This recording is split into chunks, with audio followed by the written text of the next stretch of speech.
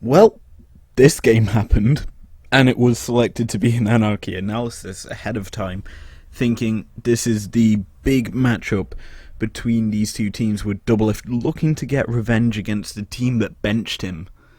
And yeah, this should be a very interesting game, as I stated beforehand, and it was interesting for all the wrong reasons, or the right reasons for certain people. But yeah, this is a good game to break down, as once again, for the second time this split, DJ, spin the decks. Let's kick this draft off. We'll start with the bans here. From TSM, they ban out Set, Yumi and Ornn, whereas Team Liquid ban out Varus, Graves and Zillion. Now, if you watched the LEC Anarchy analysis, you would have seen I discussed Varus quite heavily, and I'll just go over the basics here for what it is. He's considered probably the best ADC in the current meta, high amount of poke, especially on the lethality build. He's very, very strong in terms of his actual usage. A good matchup if you want to see him being used to full effect. Go to the LCK Grand Finals in the first matchup between T1 and Damwon, I do believe they faced, but it was essentially blind pick and Varus went through both sides. You get to see the lethality build at its finest. Obviously you build Comet, very strong indeed. As for the other bans, Graves is banned again, probably a very good jungler to be picked in the current meta. Good early game roam, high amount of clear, one of the quickest clears in the game. Obviously he becomes a carry late game, so he's very, very strong, as well as being one of the other big AD threats that can be drafted in the current meta. As for the Zillion ban, it's kind of a Bjergsen special. One of his major big picks that he does have, so taking that away from TSM is a good thing, because they have actually opted to put that into Broken Blade's hand, as well as in Biofrost's hands in last split. As for TSM's bans, we've already spoke about a lot of these, but Set has come down in priority for most teams, more likely to be used in the jungle, so removing a big engage tool from the jungle that obviously, when you look at who's on Team Liquid's side in the jungle, being Broxah, who likes an engaged champion, like probably a Set or a Lee Sin, it's good to remove it off the board. Yumi, very strong support in the current meta, fits the playstyle of Core JJ. Enchanters have kind of been the big thing that have coming into the bot lane, where we're seeing less of these melee supports like Braum, like Tom Kench, and more of these enchanters like Lulu, like Karma, like Yumi, and so them being removed is very, very big. Similarly with Ornn, a very tanky top laner that probably would have been first pick if Team Liquid wanted it, if it was let through. Very strong champ, very good in terms of the fact that he buffs his team and is a big, huge threat in teamfights with his ultimate. It's very hard for you to obviously deal with him, and so it's a good removal by TSM.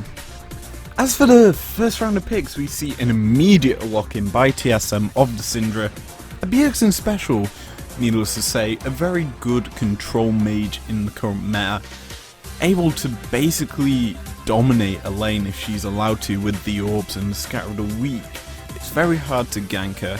She bullies out most opponents in that lane, and you essentially have to pick something to just kind of passively farm against her in order to keep up with the tempo that a Syndra would like to set in lane.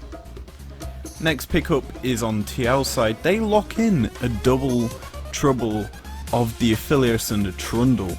The troll and his gun-wielding friend come into this game with some big threats.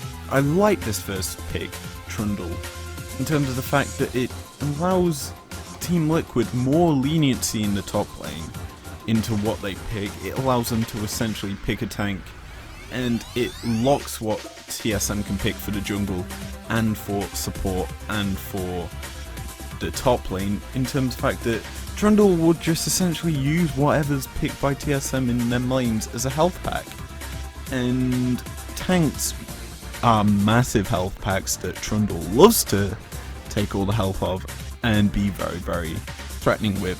As for the Aphelios, it's fallen down in priority since the end of spring, and has got a lot of tools in his kit.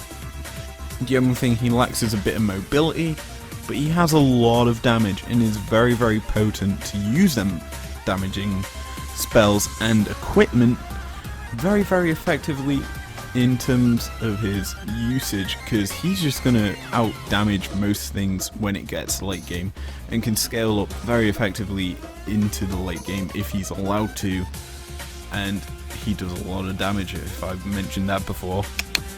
But yeah, the response though from TSM is to lock in probably the equivalent to what the Aphelios is in the current meta in the Kalista, another champion used to stack a lot of damage onto opponents in a lot of time, I guess, in a team fight.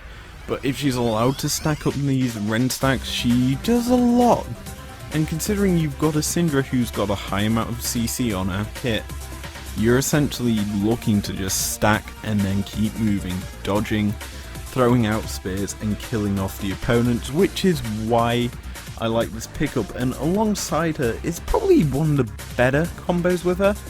Yes, there is technically still some other prevalent supports like a Thresh that's been banned most of the time in the LEC, or even a Blitzcrank or a Nautilus, which are good combos with the Kalista, but they go with the Taric. Now, Taric is a good champ with Kalista because you can obviously use the Fate's Call on Kalista to reposition a Taric in a fight, and because Taric's ultimate works in the sense that he partners with people like Kalista partners with the Taric, essentially he can partner with, say, himself and then maybe the jungler for TSM, and he then gets pulled in with the Fate's Call to bring in the ultimate of Taric onto the Kalista, onto the backline of TSM, and essentially makes pretty much the entire team invulnerable, which is a very strong spell to see. Now, the last pick of this first pick phase is going to be the support for Team Liquid, and it is a spell casting enchanter. Believe it or not, it's going to be the Bard.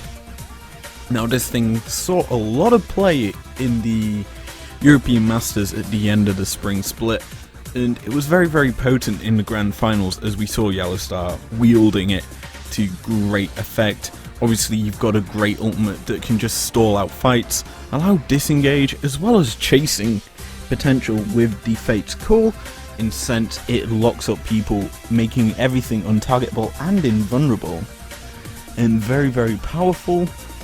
And you've also got a healing tool in your kit, so you're able to keep your bot laner alive a lot longer and sustain in a lane, keeps you in there even longer, as well as the fact that it gives the ADC a repositioning tool and an escape tool, which Aphelios lacks in his base kit. Jumping into our second ban phase here, we see Lee Sin being taken off the board first by Team Liquid, which is kind of expected. They're obviously trying to force TSM onto a tankier jungle pick. Obviously, Lee Sin is a champion that isn't that bulky and isn't in the wheelhouse, I don't think, of Speaker. He's more a traditional, like, tankier jungler with the likes of Gragas, Sedge. Champs along those lines is something that he'd more likely pick. The response though from TSM is the LeBlanc and then Echo ban, which is something you wouldn't really expect from TSM to be banning out. Yes, they're limiting the pool on Jensen because Bjergsen's already picked up the Syndra, but LeBlanc is a champion that Jensen plays. Echo, I don't think would be something he would play realistically. There's obviously picks like Azir, Corki, Orianna, those big control mage matchups that work quite well into Syndra. Obviously you're looking to scale up and outscale the Syndra with those sorts of picks, which is quite easy to do if done correctly, and it isn't realistically the best set of bans from TSM. TL, however, their last ban is going to be on the Jarvan. Again, it's an engage tool that TSM realistically are lacking with the lineup, is an actual engage bar the Fate's Call, but the Fate's Call is pretty much just a sack engage. And one champion I'm surprised that TL realistically didn't ban is the Zac. Yes, they do have the Trundle, which would counter the Zac quite heavily, but if they ban it, he's one of the main champions that work very well with Kalista and Taric in that bot side. It's a good combination between those champions, so removing it would have been better. Champions that would also work quite well with the bot lane that we could have seen banned out that would work is Talon. Yes, he isn't known for being a big pick in the actual pro meta at the moment, but he is quite powerful. He does have a lot of damage, another AD threat that would work well, but what we end up seeing TSM pick up is kind of along those lines and works pretty much the similar way. Getting into the juicy part of the draft here, we start with the Azir pickup here for Team Liquid. Again, very hyper-scaly champion in the mid lane for Jensen. You obviously are going to have a high amount of attack speed, a lot of AP, very hard to deal with if you're a Syndra because of the Sand Soldier movement out of the Azir is very hard to kind of get pinned down by a Scatter of the Weak or a lot of orbs. Granted, he is quite squishy, unless he gets that massive shield from the shuffle across with his Sound Soldiers, but obviously it's a good pickup for Team Liquid that should outscale the Syndra if it goes late, and it's a very nice pickup. The response though from TSM is the juice. Aatrox, which is fair enough, it's a standard pick for top lane, especially into what the Team Liquid lineup pick. It obviously isn't a tank, so it doesn't give a big health pack to Trundle. Yes, he does have a bit of sustain on the Aatrox with that ultimate, allowing some life stealing and some damage resistance, but you still got to do the damage if the Trundle wants to take the health from you. As for the last pickup for TSM, this is very, very special. It's a Kayn, a champion that I don't think we've seen at all in the longest of times in pro play. Now Kayn, we need to go into depth on this champ. You realistically early game through to mid should be looking to set up early game ganks, get bits of your passive built up to get your transformation, because the transformation wise, most people in the current meta and in most metas since the release of Kayn want Rast, which is the red one, because you get that massive knock up, you get a healing with that ultimate, and also the W, it's huge. He's your more damage friendly carry. It's the better of the two for most, because people don't like the blue because it's built to be an assassin, and assassins do fall off late game if they're not dealt with. And yeah, this guy, you realistically want the red form for the best effect. Now, the champion does have issues, and yes, it does work well with the Kalista and the Taric in terms of the bind together with the Taric. You can obviously move through walls to get to more people to give them the heals, but you're kind of essentially wanting to sacrifice your own life early game and through the most game, obviously, to get the transformation, because guess what? You have to obviously attack people, and if I remember correctly, you need to be attacking ranged people to get the red form, and the blue form comes from melee. Yeah, so you look at the entire TL lineup, there's only Azir and Aphelios and Bard, which are realistically your only targets. 3 out of the 5 members are who you target, but you look at the Bard and the Aphelios, they're just going to Mystic Portal away, so you cannot get to them. And then you look at Azir, he can just shuffle back on his soldiers. It's very hard for the Kayn to actually execute and get any of his transformation. And realistically, knowing that he will probably go red form, it does mean that there's a lot of safety on top lane, which means that the Mordekaiser gets free agency realistically top. It should be the primary focus where gank should come from if you are TL, and yet it makes this game a bit more telegraphed if you're Team Liquid to what you need to do in comparison to TSM. Now, before we end this draft, let's talk about the last pick of the actual game. It's going to be Mordekaiser, a champion that I actually find quite interesting as a pickup here, because you have the Death Realm.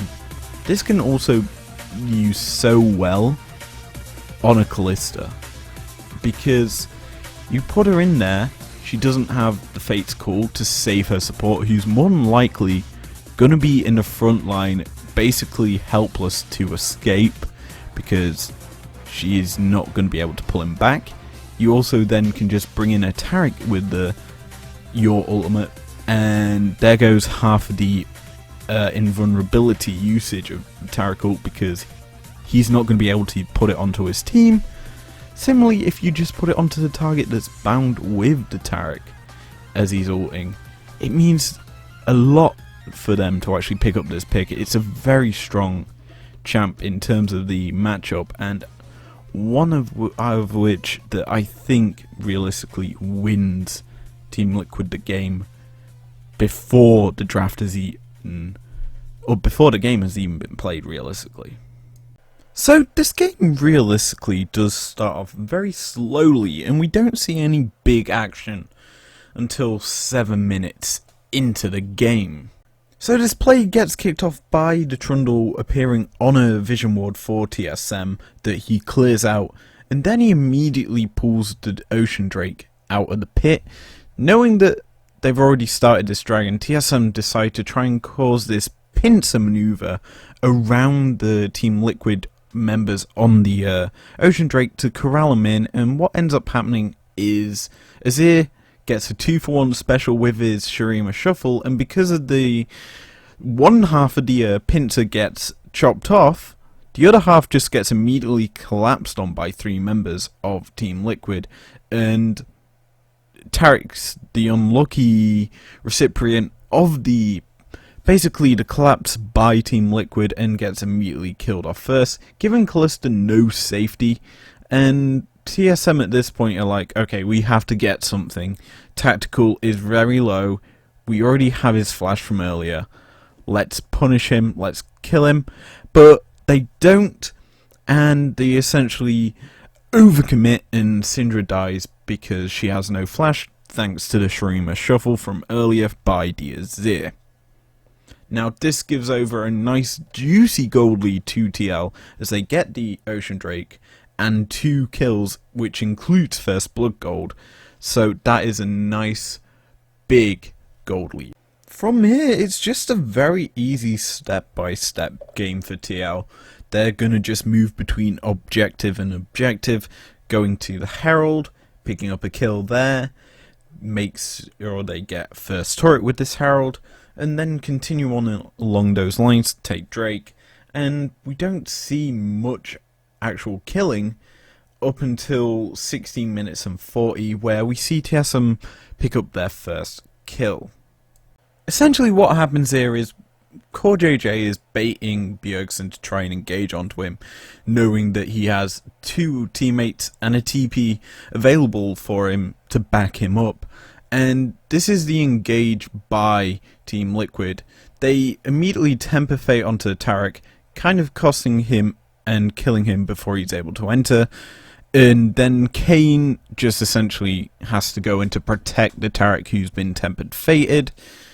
Then the Bard overextends way too much by going through his own magical journey before the teams actually secured that land, and essentially kills himself in this fight where he realistically didn't need to, making it a 2-for-1 trade for Team Liquid here, and they do end up getting the second Herald, while TSM take the Cloud Drake in this overall extended bit of the play. But realistically here, Bjergsen fell for a bait that he shouldn't have realistically been pushing that far. Yes, he's playing a very powerful mage who's now playing from behind still, but Team Liquid really do end up punishing TSM in this game, and we see here TSM get a Cloud Drake but lose a turret to a Trundle, and this is where the handshake comes in. They just all get out of the pit freely, and the players essentially won by TL, even though it gives over quite a bit of gold to TSM. Now this is where TSM try to make a desperate play. Broken Blades give him the go signal to TP behind Team Liquid, but when the Tarek doesn't ult until it's too late right now, Temper Fate hits 3. This is where Tarek realistically should be ulting, because he wants to engage onto these to get Aatrox the best engage. TSM just have to retreat here, and a poor TP back to base by the Tarek gets him immediately punished because Kalista dies. And when Kalista dies, that means TSM are essentially a sitting duck with no damage bar a Syndra, who can chuck out spells not as fast as a Kalista can stack Ren stacks, and this kind of costs a lot for TSM. It's the engage with this comp. You've got a Fate's Call for engage, you've got an Aatrox flank for waste basically once you have engaged. How are you going to start the engage? A untransformed Kane cannot do much for an engage. A Syndra is your best bet for engage, or the Fate's Call with the Kalista. You have no way of getting into this TL lineup, so that flank there realistically should never work, and it didn't. And eventually we see this play where Kane is sacrificed again, but he luckily does escape, even if it is narrowly. He has no abilities, and as you can see there, when he's caught, he's just basically killed, and Team Liquid, just get easy Baron control and a Baron to boot. Essentially, it's very easy for TL to win this game now, because TSM can't do much with an untransformed Kane and no damage. And there's Baron, there's a Kane dead already, tried to steal it but has no way into the pit because he's so squishy and bad. Kalista now is caught again. That's kind of another common trend in this game, Kalista being caught out, and now it's time for 3 members of Team Liquid 4 now to chase down a Tarek. Yeah, they basically kill him, and this is where the game ends for TSM, because the magical journey brings all of the Team Liquid members to the mid lane turret to essentially kill off the game in its place here. Not much TSM can do. One final stand is realistically their last hope if TL misplay, but obviously they have Baron. They can do whatever they like, and yeah, this is game, set, and match for TSM here. They're going to lose quite an easy snowballed game by Team Liquid in probably less than 30 minutes. So let's end this game off with what I said will not work. It's the last ditch effort from TSM. Now what you can see already is Kane has finally transformed into Rust, and Kalista's also very low with the Kane. We've already seen Broken Blade being killed off here, and yeah, as well as the Tarek, which provides the invuns, Now TSM are trapped on their basically Nexus and are basically lost here. They had to curl over. They've not done anything here and realistically just give over an easy game to Team Liquid. So, let's give my overall thinking of this game. I was going to do a teamfight breakdown for this game originally, but I watched this live and then I thought, how am I meant to break down a teamfight in this game when there wasn't any realistical teamfights? Team Liquid didn't give TSM any chance to teamfight, and that is the great execution by Team Liquid, because TSM's comp are essentially a teamfight comp looking to set up a flank to kill you off, and with literally no engage and a champion essentially reliant on suiciding to get stacks on himself to make him transform into a champion that can engage with his Rast form, you essentially have nothing if you're TSM until X time in the game, and when you get to that point, if you're allowed to play, you may win. Who knows? But TSM weren't given that chance, and it's partially down to how Team Liquid actually entertained TSM. You look at the champs that TL drafted, there's high mobility bar the Aphelios on every single member, and you're probably wondering, why do they not have mobility on the Aphelios? Well, Bard provides it for him, and you then realise, okay, how is TSM going to get in on him? It's highly unlikely, so TSM are kind of in a catch-22 situation. Okay, how do we get on him? Well, we have to set up a TP flank and do. Okay, how do we pin them down? We can't, theory, because they'll just turn on the TP flank, like we saw, and punish him for it, and force him to run away. And that was a great execution on the draft by Team Liquid.